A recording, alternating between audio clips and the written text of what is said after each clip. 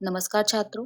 आज हम इस वीडियो में एक कहानी यह भी के बारे में पढ़ेंगे जिसमें कवित्री मनु भंडारी ने उन व्यक्तियों और घटनाओं के बारे में लिखा है जिन्होंने उनके लेखकीय जीवन को प्रभावित किया। सबसे पहले मैं आपको ये बता दूं, ये जो कहानी है एक कहानी है, भी पाठ जो है ये एक आत्मकथा है जो लेखिका ने अपने ऊपर पूरी लिखी है। तो इसमें उन्होंने उन लोगों के बारे में लिखा है, उन इंसिडेंट्स को लिखा है जिसकी वजह से उसको एक मोटिवेशन मिली लेखकीय जीवन में आने के लिए, लेखन कार्य शुरू करने के लिए। स्वागत है आपका प्रियंका अकेडमी में, जहां आज हम क्लास 10th की बुक क्षितिज के पाठ एक कहानी है भी के बारे में पढ़ेंगे। छात्रों, अगर आपने अभी तक मेरे चैनल को सब्सक्राइब नहीं किया है तो सब्सक्राइब जरूर करें। साथ ही साथ अगर आप किसी भी तरह के अपनी राय मुझे देना चाहते हैं या आप चाहते हैं किसी ऐसे टॉपिक को मैं आपके विषय में जोड़ूं, तो आप कमेंट बॉक्स में ज़रूर कमेंट करें ताकि मैं जो भी आपकी रिक्वेस्ट है इनको मैं पूरा कर सकूं। तो चलिए पाठ की ओर बढ़ते हैं। इस पाठ की लेखिका मनु भंडारी जी हैं। छात्रों, ये नाम आपने क्लास 9th के पाठ मेरे संग की औरतें में भी सुना होगा। ये कोई पहली बार नहीं सुना आपने ये नाम। मनु भंडारी जी एक स्वतंत्र लेखिका के रूप में उभर कर सामने आई। यानी स्वतंत्र का मतलब वो किसी के अधीन नहीं रही, उन्होंने अपनी इच्छा से अपने जो टॉपिक उनको अच्छा लगा, जो विषय अच्छा लगा, उसको अपनी लेखनी का आधार बनाया। दिल्ली के मिरांडा कॉलेज में भी उन्होंने अध्यापन का कार्य किया। मन्नू भंडारी जी की प्रमुख रचनाएं हैं एक प्लेट सैलाब, मैं हार गई, आंखों देखा झूठ, यही सच है त्रिशंकु। ये इनके कहानी संग्रह हैं।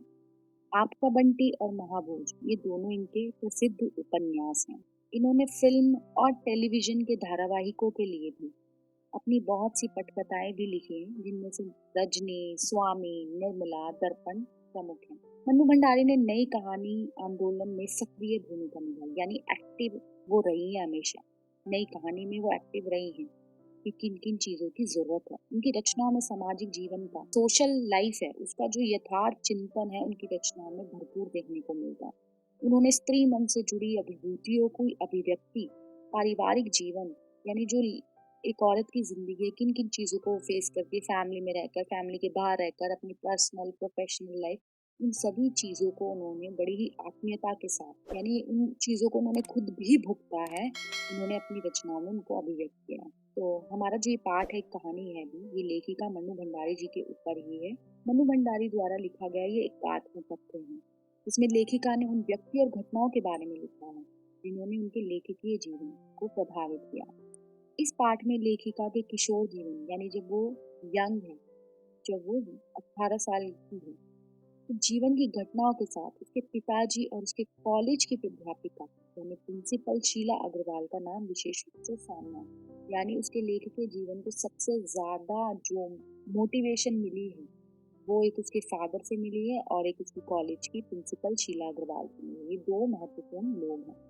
लेखिका द्वारा एक साधारण लड़की से, यानी एक नॉर्मल लड़की से एक असाधारण बनने की आरंभिक पड़ावों को प्रकट किया गया। यानी एक साधारण लड़की असाधारण, यानी जो साधारण लड़की एक नॉर्मल लाइफ अपनी जी रही है और वो कुछ चेंजेस करके अपनी लाइफ में खुलकर सामने आती है, तो सब कुछ उसने जिन जिन चीजों को फेस किया, जिन जिन पड़ावों को उसने पार किया, वो सब कुछ उसने इस रचना में लिखा है। इसके अलावा 46-47 की आज़ादी की लड़ाई में उसकी जो भागीदारी है थी, उसकी एक्साइटमेंट थी, जिसका विरोध करने का तरीका था, वो सब कुछ लेखिका ने अपनी इस कहानी में प्रस्तुत किया है। तो चलिए पाठ की ओर बढ़ते हैं। लेखिका बताती है कि उसका जन्म मध्य प्रदेश के भानपुरा में हुआ, लेकिन उसे याद है कि अजमेर में जहाँ पिता रहते थे, वहाँ अव्यवस्थित ढंग से फैली पुस्तकों पत्रिकाओं के बीच पिताजी कुछ न कुछ पढ़ते रहते थे।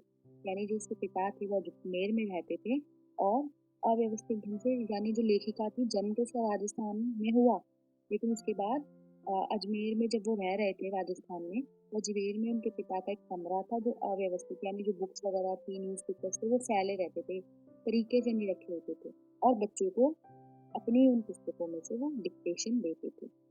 सबकी इच्छाओं और पिताजी की आज्ञाओं का पालन करती बेपड़ी माँ रहती थी। अब यहाँ पे लेखिका ने अपनी माँ के बारे में बताया कि सारे बच्चों की इच्छाओं का पालन करना, अपने पति की बात मानना, ये सब कुछ उसकी अनपढ़ माँ करती थी। पिताजी अजमेर से पहले जब इंदौर रहते थे, वहाँ उनकी खूब प्रतिष्ठा थी, और जब अजमेर आने से पहले जब वो लोग इंदौर रहते थे तो इंदौर में उसके पापा का बहुत मान सम्मान था। वे कांग्रेस पार्टी के साथ भी सुधार कार्यों में लगे रहते थे, यानी सुधार कार्यों में भी वो कार्य करते थे, कांग्रेस पार्टी के साथ वो जुड़े हुए थे। वे केवल शिक्षा के उपदेश ही नहीं देते थे, वो सिर्फ बच्चों को ये नहीं कि पढ़ो, पढ़ना लिखना है, मतलब उनको सिर्फ शिक्षा ही नहीं देते थे, वो उनको पढ़ाते भी थे। अपने घर बुलाकर उन 7-8 बच्चों को पढ़ाया भी करते थे बिना किसी फीस के।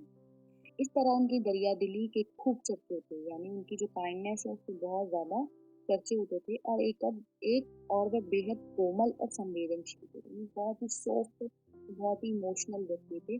तो दूसरी ओर वो बहुत क्रोधी भी थे।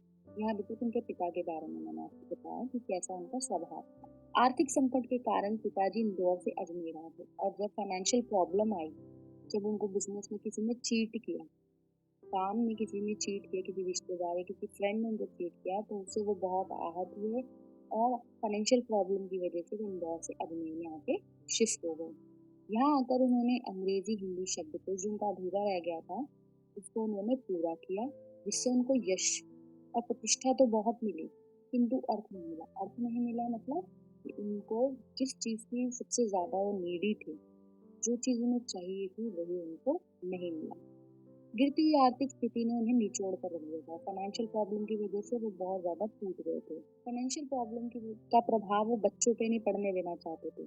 इसलिए क्या होता था, बच्चों को बचाने के चक्कर में उनकी जो सारी फ्रस्ट्रेशन थी वो अपनी वाइफ पर ही निकलती थी। सारा गुस्सा जो था वो अपनी पत्नी पर ही निकलता था। अपनों के हाथों, यानी मैंने आपको पहले भी बताया कि काम में अपनों के हाथ चोट खाने की वजह से उनका जो स्वभाव था वो भी शक्ति किस्म का हो गया था, कि वो हर किसी पे अब शक करने लगे कि ये तो मुझे चीट नहीं करेगा, ये तो ऐसे नहीं करेगा, ये तो वैसे नहीं करेगा। इतना शक्की स्वभाव कि उसकी चपेट में सब बच्चे और उनकी पत्नी सब आते थे, लेखिका भी, मतलब वो सब पे शक करने लग गए थे, अपनी वाइफ पे, अपने बच्चों पे। लेखिका बताती है कि पिताजी के अनजाने अनचाहे व्यवहार ने मेरे अंदर हीन ग्रंथियां को जन्म दे दी। यानी एक तो उनके पिता को फाइनेंशियल प्रॉब्लम हो गई, प्लस उसके जो पिता थे वो शक्की स्वभाव की हो गई, इस वजह से वो ना चाहते हुए भी वो एक अनजाना व्यवहार करते थे, जिसकी वजह से लेखिका के अंदर हीन ग्रंथि यानी कॉन्फिडेंस की कमी आ गई। अब वो कुछ भी काम कर रही है तो उसको लगता है कि नहीं, ये तो मैं नहीं कर सकती। वो क्यों आया? क्योंकि उसके पिता गोरे काले का भेद करते थे। गोरा रंग पिताजी की कमजोरी थी। लेखिका जो थी काली थी, लेकिन लेखिका से जो बड़ी 2 साल उनकी बड़ी बहन थी वो गोरी थी। तो बहन, उसका नाम सुशीला था। बहन सुशीला से लेखिका हर बात में उसके पिताजी तुलना करते थे, उसकी प्रशंसा करते थे। तो इस वजह से लेखिका के मन में हीन भावना आ गई कि मैं काली हूँ, मैं, वो अपने आप ही, वो अगर कुछ अच्छा काम भी कर रही है तो उसमें वो कॉन्फिडेंस नहीं उभर कर आ रहा, उसमें वो सम्मान, वो खुद के लिए वो चीज उभर कर नहीं आ रही जो उसको खुद को होना चाहिए। यही कारण है कि हीन भावना के नाते लेखिका अपनी किसी भी उपलब्धि पर ट्रस्ट नहीं कर पाती, वो भरोसा नहीं कर पाती थी। आज भी ये शक्ति स्वभाव की झलक लेखिका को अपने अंदर महसूस होती है, और वो अभी तक लेखिका के अंदर जड़ बनाए लेती है। सिर्फ काले गोरे का नहीं, हर तरह का भेदभाव लेखिका के अंदर अभी भी व्याप्त है। लेखिका की माँ पिताजी के स्वभाव के ठीक विपरीत थी। यहाँ पे बात हो रही थी लेखिका के पिता की, अभी तक अब यहाँ माँ की बात हो रही है। वो पिताजी के बिल्कुल अपोजिट थी। पिताजी थोड़े एग्रेसिव थे, थोड़े से स्ट्रिक्ट थे, थोड़े से शक्की थे, लेकिन जो माँ थी उनके बिल्कुल अपोजिट थी। उनमें धैर्य था, यानी पेशेंस थे, यानी कि शक्ति थी, और बहुत ज्यादा थी वो। पिताजी की हर ज्यादती को अपना भाग्य और बच्चों की हर उचित अनुचित फरमाइश को, जिद को सहज भाव से पूरा कर देते। इसका मतलब यह है कि पिता की जो इच्छा वो कर रहे हैं अपनी वाइफ से, वो उनको पूरा करती ही थी, चाहे वो इच्छा पूरी करने का मन हो या ना हो, और बच्चों की हर फरमाइश को उचित हो, तो जो उनके लिए सही हो चाहे ना हो, तो बच्चों की हर फरमाइश को, अपने पति और बच्चों की फरमाइशों को पूरा करती थी। उन्होंने जिंदगी भर अपने लिए कुछ नहीं मांगा लेखिका की माँ ने, न कभी चाहा, हमेशा दिया ही दिया। सब भाई बहनों का लगाव उनकी सहानुभूति के कारण, यानी जो सारे बच्चे थे अपनी माँ से प्यार इसलिए करते थे क्योंकि माँ एक बेचारे थे, उनको एक सांत्वना देते, सहानुभूति, कि पापा से हमेशा डांट देती है, बेचारे कुछ बोलते नहीं है, जो बोलते हैं वो कर देती है, पापा जो बोलते हैं कर देती है।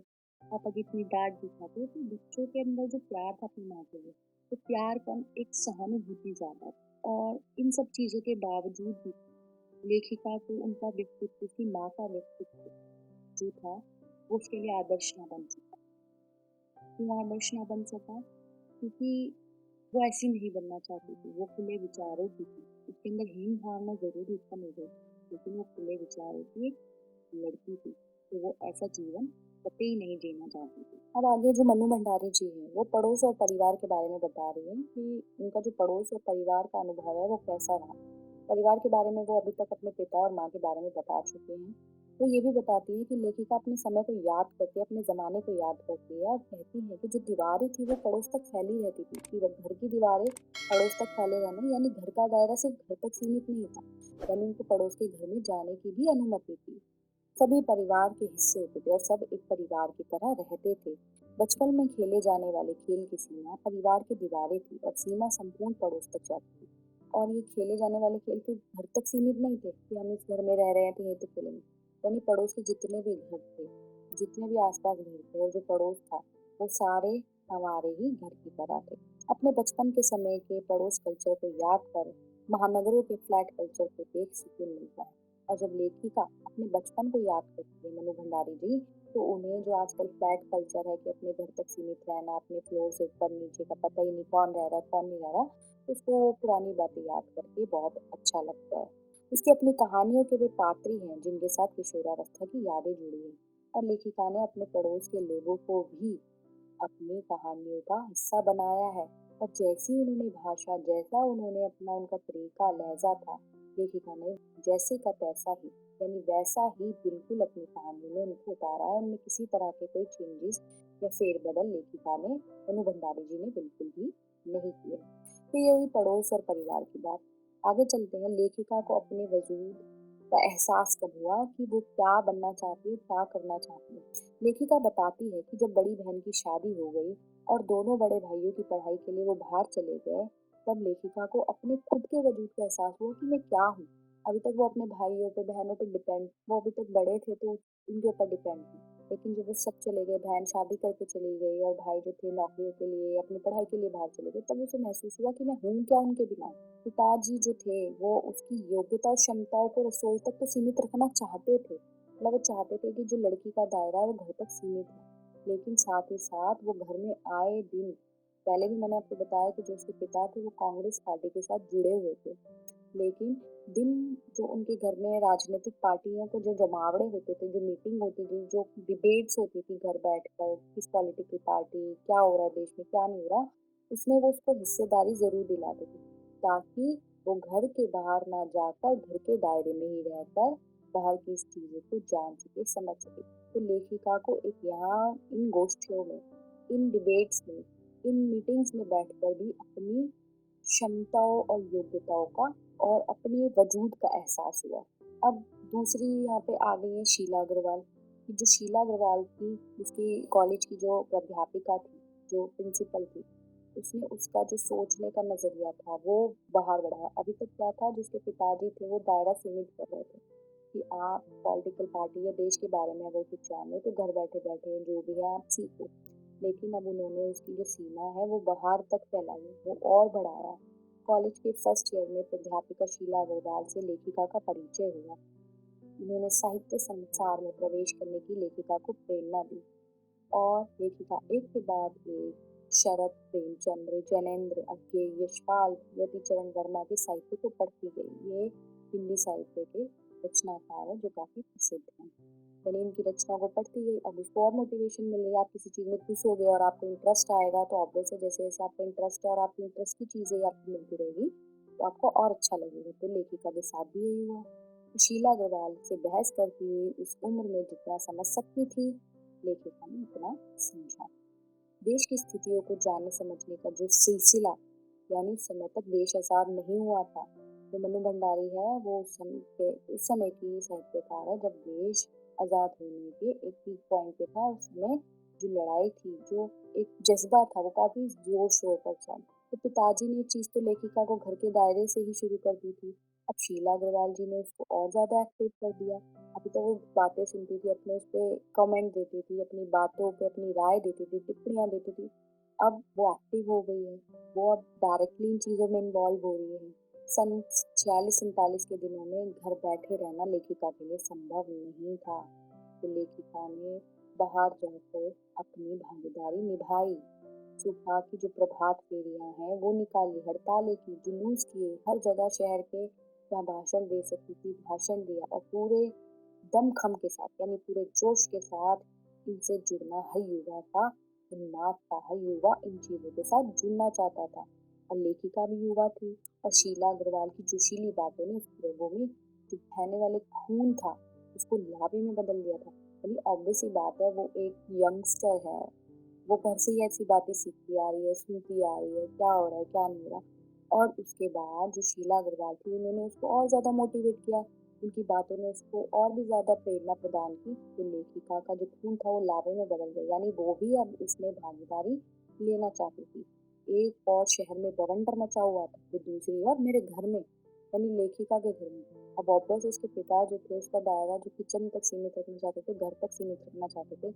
अब जो बेटी है वो बिल्कुल ही बाहर जा रही है, भाषण दे रही है, जुलूस निकाल रही है, प्रभात फेरियां कर रही है, तो ऑब्वियस है कहीं ना कहीं से तो बात घर में आएगी। लेखिका जो थी वो हड़तालें कराती, नारे लगवाती, सड़कें नापना मतलब जुलूस निकालना, ये सब चीजें करना, ये सब पिताजी को बिल्कुल भी अच्छा नहीं लगता था। मनु भंडारी जी के पिताजी के क्रोध की चिंता किए बिना उल्टा उनसे बहसें करने लगी लेखिका, उनसे सही और गलत के बीच बातें होने लगी। फिर यह सिलसिला शुरू हो गया। राजेंद्र के साथ शादी करने के बाद भी यह सिलसिला चलता रहा और देश की आज़ादी की लड़ाई में और अपनी राय देने में, बेबाक राय देने में लेखिका कभी नहीं पीछे हटी। ये नहीं कि शादी के बाद लड़कियों की लाइफ अलग हो जाती है तो वो डरी सहमी या एक लिमिट में बंद कर रह गई। अब उसके बाद क्या हुआ, प्रिंसिपल का जो था एक पत्र आया पिताजी के लिए, मेरे कॉलेज से पिताजी के लिए एक पत्र आया, लेखिका के पिताजी के लिए एक पत्र आया, आप आकर मिले और बताएं कि मेरी गतिविधियों के कारण। अब एक बार क्या हुआ कि लेखिका की इन सब चीज़ों की वजह से कॉलेज का जो प्रिंसिपल था उसका भी जो स्कूल कॉलेज में जो था डिसिप्लिन वगैरह खराब हो रहा था, क्योंकि वो अपने साथ बच्चों को इन्वॉल्व कर लेती थी, स्टूडेंट्स को हड़तालों में लेके जा रही है, अपने भाषण में, गोष्ठियों में, सब में इन्वॉल्व कर रही है। तो एक बार कॉलेज के प्रिंसिपल ने भी उसके पिता को एक लेटर लिखा और उन्होंने बोला कि आप मुझे बताइए कि इस डिसिप्लिन जो ये खराब हो रहा है स्कूल का, और ये जो एक्टिविटी हो रही है कॉलेज की, आप मुझे बताइए कि इन चीज़ों की वजह से मैं आपकी बेटी के ऊपर एक्शन क्यों ना लूँ। अब पिताजी ने तो पत्र पढ़ा और वो गुस्सा हो गए, लेकिन जैसे ही वो कॉलेज से घर लौटे तो लेखिका को डर लगा कि पिताजी गुस्सा करेंगे, कॉलेज गया मेरी कंप्लेंट हुई होगी, और तो लेखिका डर के मारे पड़ोस के घर में जाके छिप गई। लेकिन जब पिताजी घर आए तो वो बहुत प्राउड फील कर रहे थे, वो बहुत गर्व फील कर रहे थे। उनको उस दिन मालूम हुआ कि जो उनकी बेटी मनु भंडारी है वो पूरी देश की आवाज बन चुकी है, अब इस पे कोई रोक नहीं लगा सकता। और जो पिताजी थे वो बेहद गदगद होकर यानी बहुत ही इमोशनल होकर उसको सारी बातें सुनाई। लेखिका वहाँ अवाक, यानी उसको लगा उसके पिताजी डांटेंगे, उसकी कंप्लेंट हुई होगी, लेकिन उन्होंने उस कंप्लेंट को भी एक प्राइड की तरह लिया कि उनकी बेटी कितनी देश के लिए क्या कर रही है। और लेखिका को अपने कानों पे विश्वास नहीं हो रहा था। लेखिका फिर एक और इंसिडेंट, एक और घटना बताती है कि एक बार क्या हुआ, आजाद हिंद फौज के मुकदमे के सिलसिले में कॉलेजों, स्कूलों, दुकानों में हड़ताल का आह्वान था। तो लेखिका ने भी अपना एक जो ग्रुप था उसको इकट्ठा किया और अजमेर के बाजार में जाकर विद्यार्थियों को इकट्ठा करके भाषणबाजी कर रही थी। इसी बीच पिताजी का एक दकियानूसी जो पुराने ख्यालों का था एक मित्र आया और उसने पिताजी को कुछ कुछ बातें भड़का दी कि मन्नू की मत मारी गई है, हड़तालें करवाती रहती है, हुड़दंग मचवा रखा है इसने। वो तो कहकर चले गए और आग लगाकर चले गए वो। इससे क्या हुआ, पिताजी जो थे आग बबूला हो गए। अब मन्नू को पता चल गई ये बात कि पिताजी गुस्सा करेंगे, वो बेखबर लौटी। लेकिन वहां पर उनके एक और मित्र पहले से ही बैठे हुए थे और जो अजमेर के प्रतिष्ठित और सम्मानित थे, जिनका नाम था डॉक्टर अम्बालाल जी। उन्होंने लेखिका का गर्मजोशी का भाषण सुना और वो आते ही कहने लगे, मैं तो चौपड़ बाजार में तुम्हारा भाषण सुनते ही भंडारी जी को बधाई देने चला आया था। क्या तुम घर में घुसे रहते हो भंडारी जी? वह धुआंधार तारीफ करते जा रहे थे और पिताजी के चेहरे पर गर्व, जो प्राउड के भाव थे, गर्व के भाव थे, वो आते जा रहे थे। भीतर जाने पर माँ ने गुस्से वाली बात बताई तो मैंने राहत की सांस ली। यानी एक मित्र आया वो तो भड़का के चला गया, लेकिन जब दूसरा मित्र अम्बालाल जी आए डॉक्टर, जब उन्होंने मेरी तारीफ की तो पिताजी का जो गुस्सा था वो शांत हो गया और वो मुझ पे गर्व महसूस करने लगे। लेखिका याद कर रही है उस समय उस उम्र में कैसा भाषण रहा होगा।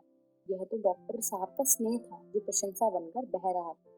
यह भी हो सकता है कि आज से 50 वर्ष पहले किसी लड़की का बेझिझक धुआंधार बोलते जाना उनकी प्रशंसा का कारण रहा होगा, क्योंकि अभी तक लड़कियों को घर की सीमाओं में कैद, किचन संभालना, ये सब चीजों का दायरा उनका सीमित कर दिया गया था कि वो देश की आजादी की लड़ाई में अपना किसी भी तरीके से कोई योगदान नहीं दे सकती। तो इसलिए भी शायद उन्होंने मेरी प्रशंसा की होगी और उनको ये अच्छा लगा होगा, जो एक विशिष्ट छवि उन्होंने समाज में पहली बार देखी होगी। अब क्या था, कॉलेज प्रशासन ने एक और लड़कियों को भड़काने और कॉलेज का अनुशासन बिगाड़ने के आरोप में शीला अग्रवाल को मई 47 में नोटिस थमा दिया। तो दूसरी ओर हुड़दंग न मचे इसलिए जुलाई में थर्ड ईयर की क्लासेस बंद करके 2-3 छात्राओं का प्रवेश निषिद्ध कर दिया, यानी बैन कर दिया। फिर तो कॉलेज के बाहर रहकर हुड़दंग मचाया। कॉलेज वालों ने अगस्त में थर्ड ईयर खोल दिया। जीत की खुशी हुई, परंतु चीर प्रतीक्षित खुशी के सामने यह खुशी कम थी।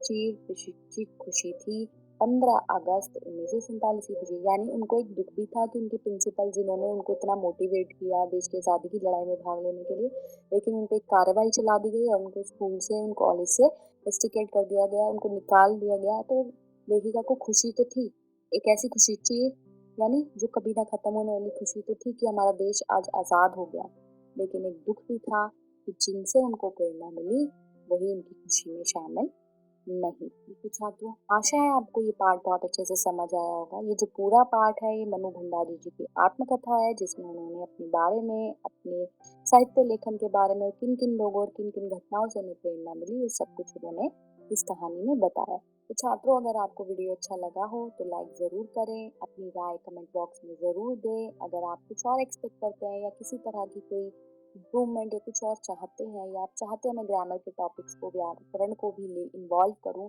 तो आप मुझे कमेंट ज़रूर करें। साथ ही साथ मेरे चैनल को सब्सक्राइब करें व बेल आइकन के बटन को प्रेस करना ना भूलें। धन्यवाद।